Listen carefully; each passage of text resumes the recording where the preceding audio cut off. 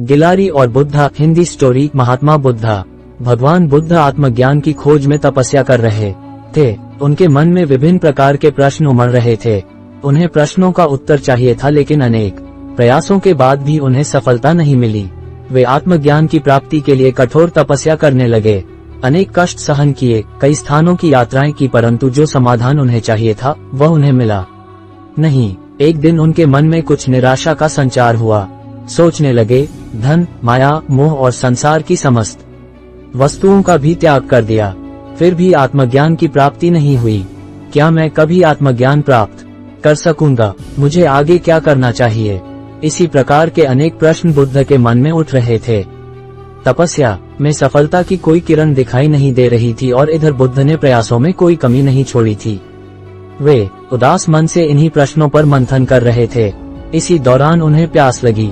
वे अपने आसन से उठे और जल पीने के लिए सरोवर के पास गए। वहां उन्होंने एक अद्भुत दृश्य देखा। एक गिलहरी मुंह में कोई फल लिए सरोवर के पास आई। फल उससे छूटकर सरोवर में गिर गया। गिलहरी ने देखा, फल पानी की गहराई में जा रहा है। गिलहरी ने पानी में छलांग लगी दी। उसने अपना शरीर पानी में भिगोया और बाहर आ गई। बाहर आकर उसने अपने शरीर पर लगा पानी झाड़ दिया और पुनः सरोवर में कूद गई। उसने ये क्रम जारी रखा। बुद्ध उसे देख रहे थे, लेकिन गिलहरी इस बात से अनजान थी। वह लगातार अपने काम में जुटी रही। बुद्ध सोचने लगे, ये कैसी गिलहरी है? सरोवर का जल ये कभी नहीं सुखा सकेगी, लेकिन इसने हिम्मत नहीं हारी।